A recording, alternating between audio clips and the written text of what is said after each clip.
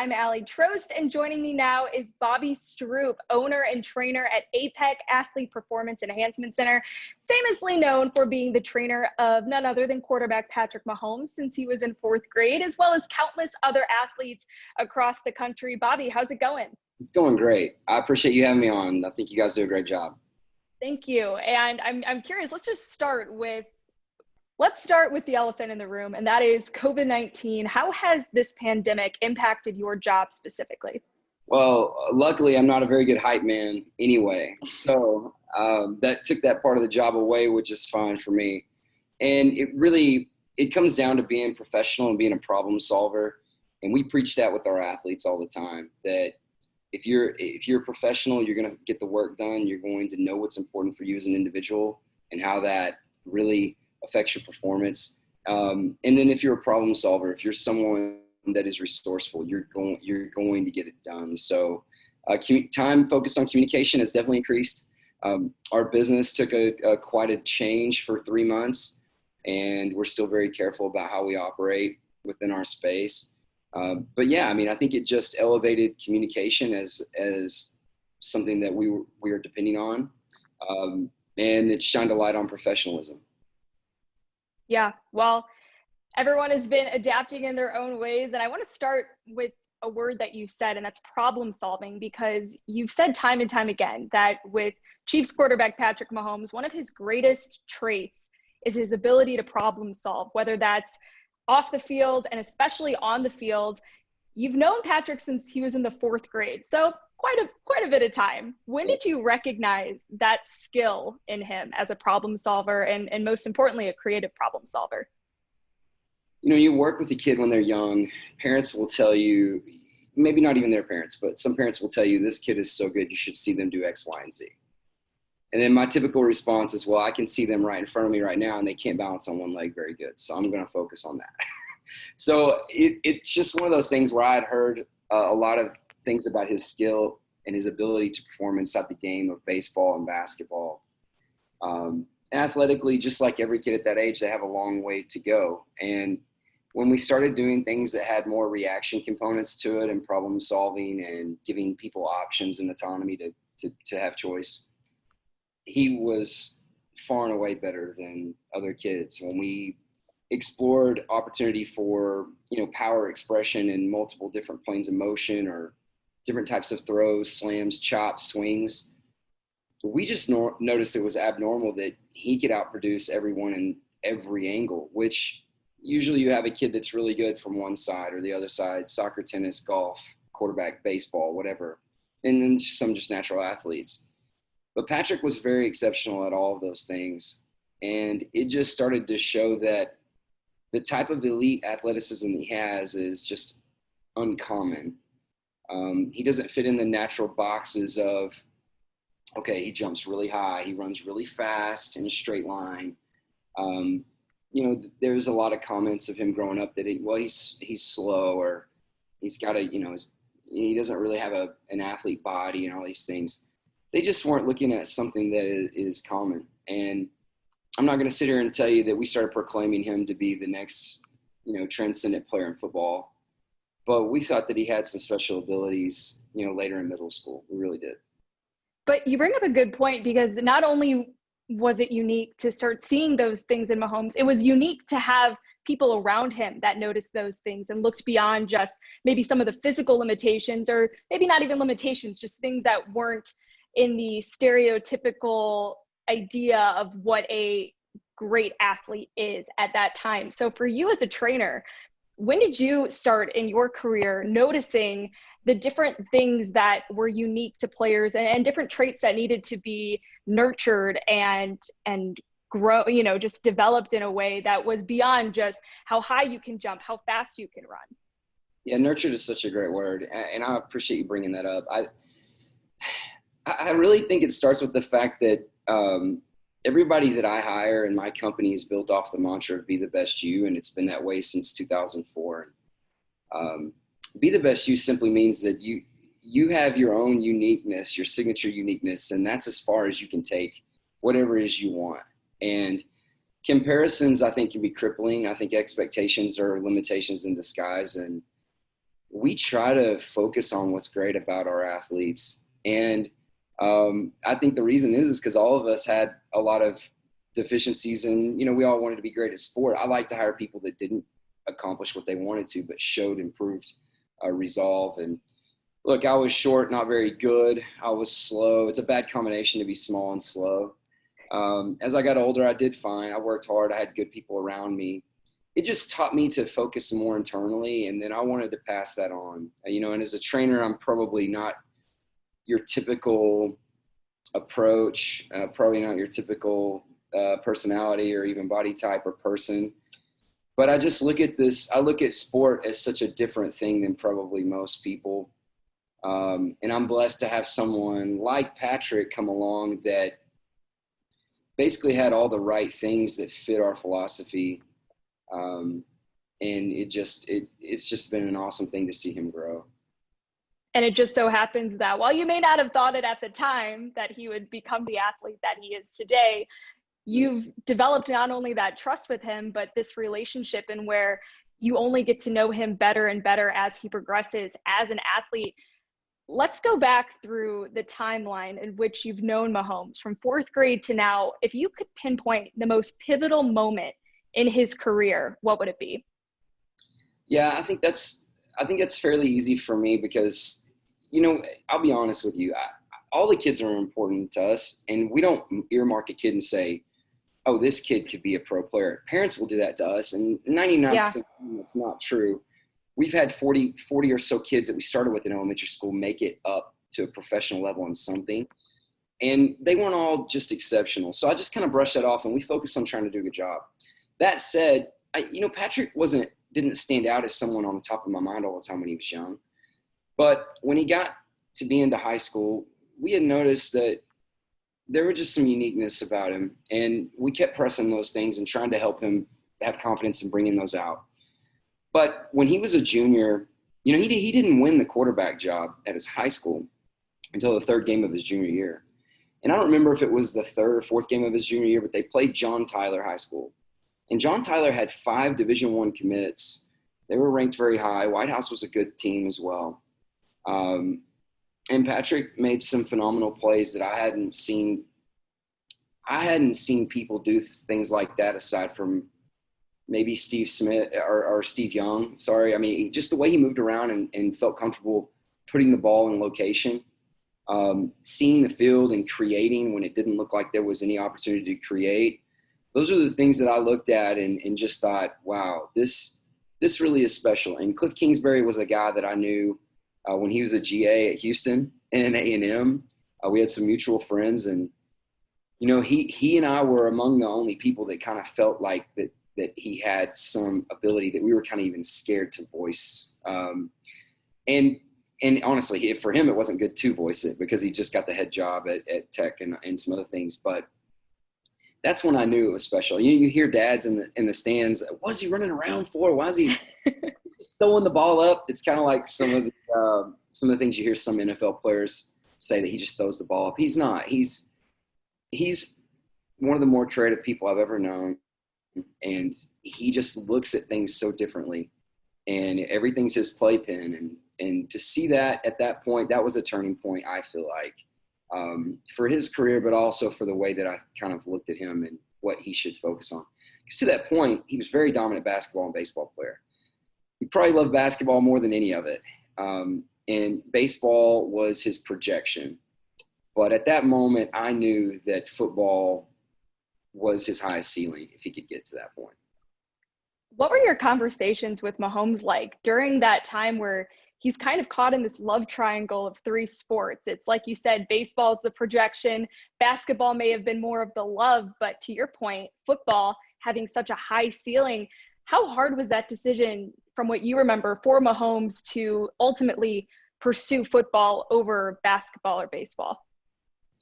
Yeah, I mean, this was probably bad for business, but I just encouraged him to do all of it. I really love to see athletes go and play. And for him, I didn't feel at that point in our relationship, at that point in his development, that it was something I need to approach and force an issue on or have an opinion on. when it comes to someone else's kid, when it comes to someone else, that's being coached by other people, I respect those things and I understand the dynamics of sport. And I know my place as far as that goes. And so if I'm asked, then I'll tread lightly. But during that time, it wasn't something that he relied on me for advice on what should I necessarily do, because there was no question he was going to do all of them. Now he played through some Jones fractures in his feet. He had some things in high school that we definitely decided, okay, this kid has an abnormal pain tolerance.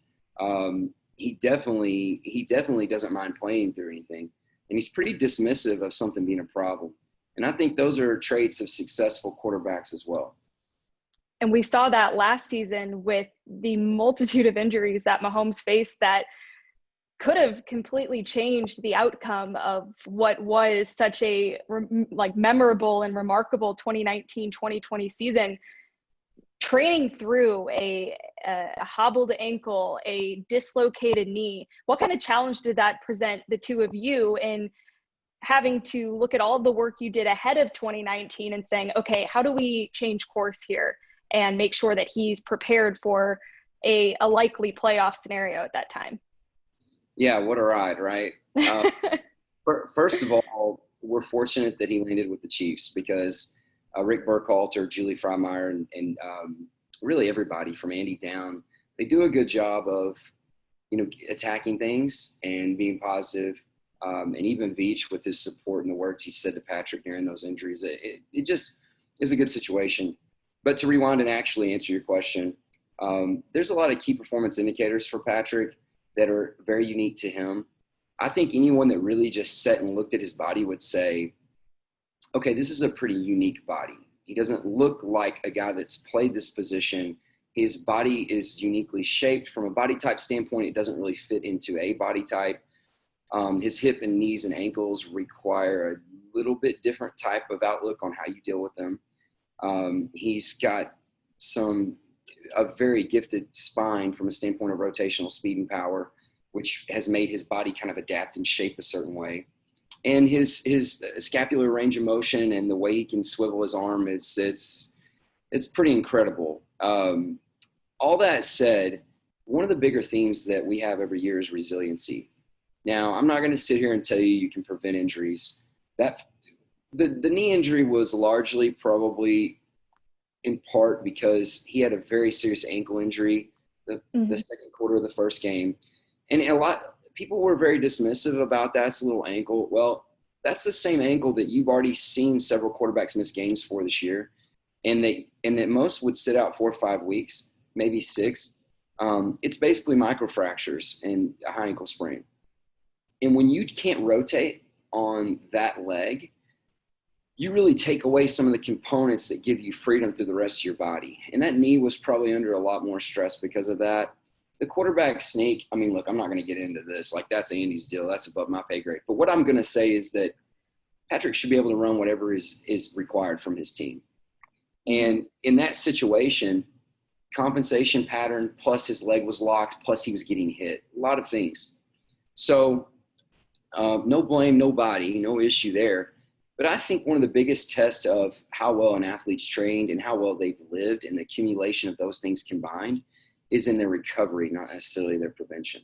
And so to see Patrick really show resiliency in his bounce back, I think his mental fortitude and the ability to, at halftime I had dialogue, and it was good to know that, there was already plans in place. The next day I had video of him on underwater treadmill. I mean, there was already the optimism and positivity and plan of action speaks volumes to him. There was never a doubt in Patrick's mind he was going to play.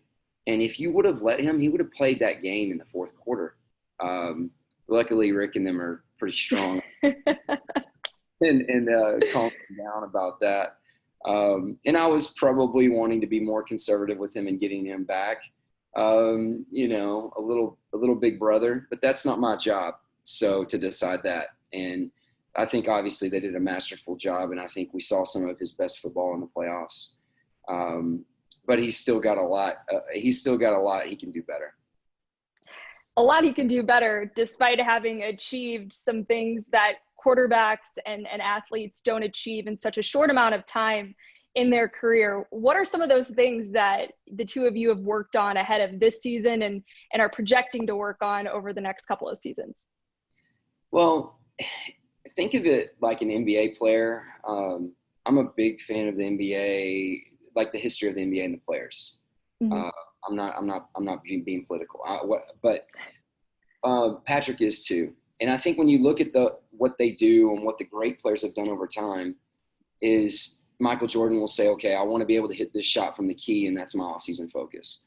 I want to have a post game.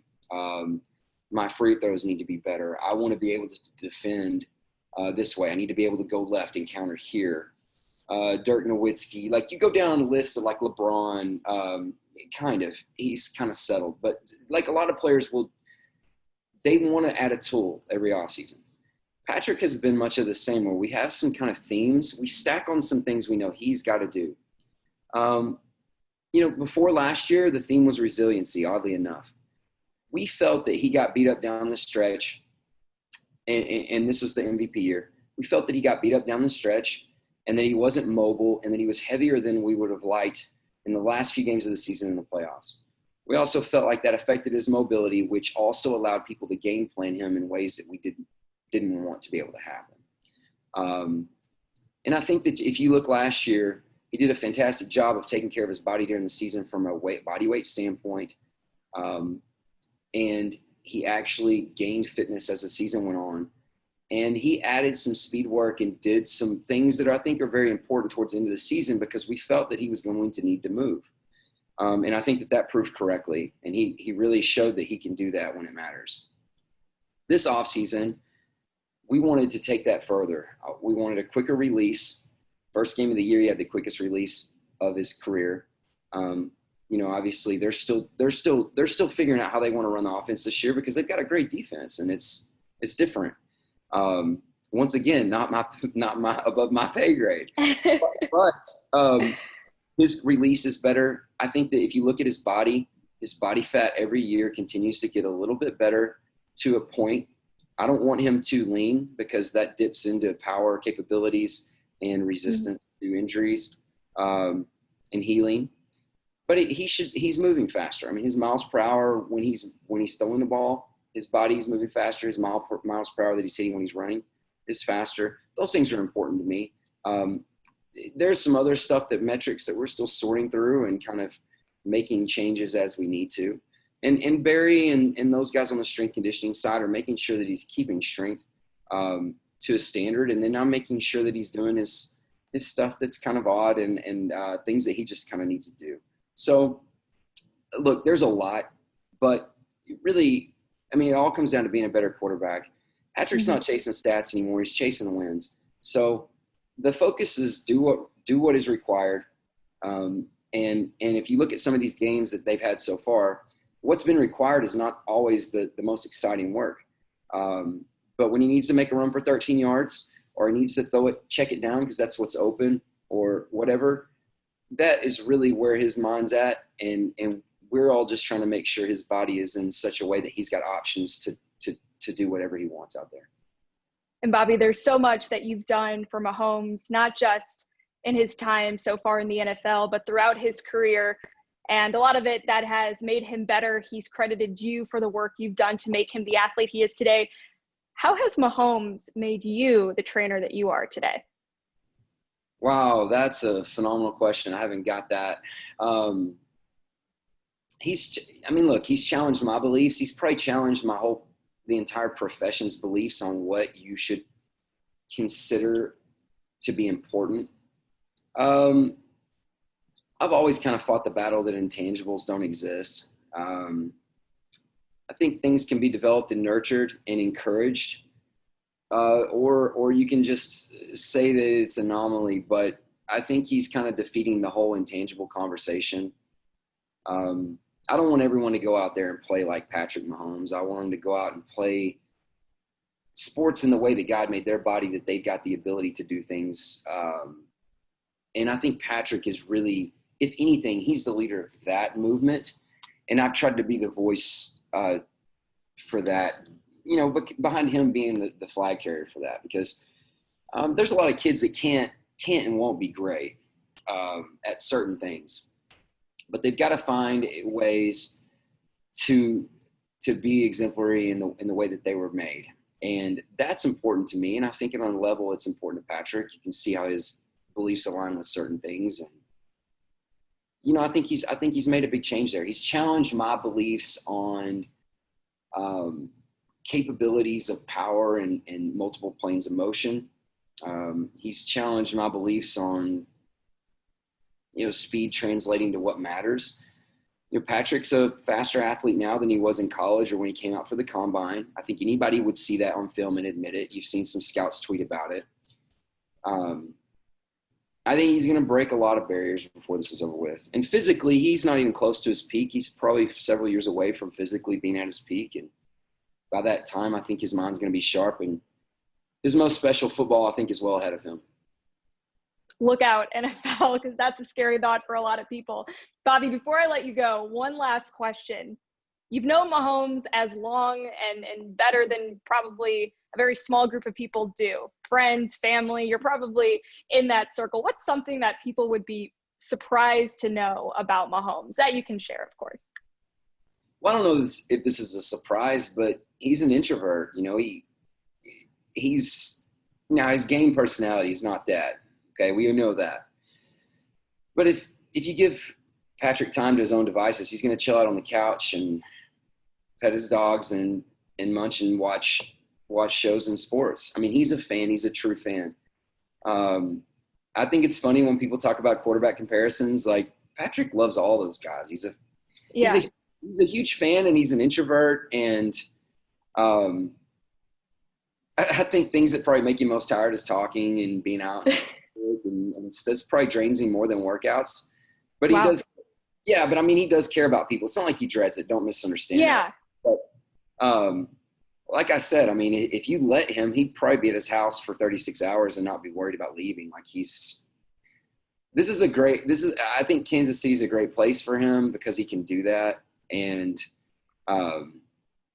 Brittany's great for him because he can do that. And he's just a unique person. He's not going out there looking for attention, and it's just different.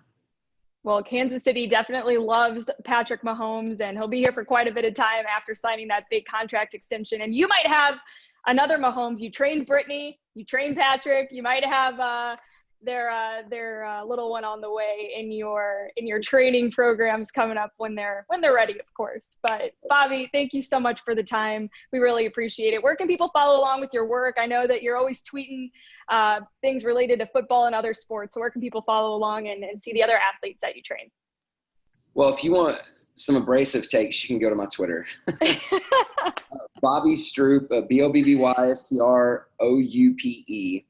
And then on Instagram, if you'd like to see some of that, it's Stroupe Bob, STROUPEBOB. And I like to interact and have fun with people and, avoid negativity if possible. Yes, that is key on Twitter.com. That's for sure. All right, Bobby, thank you so much for the time. We'll talk with you again.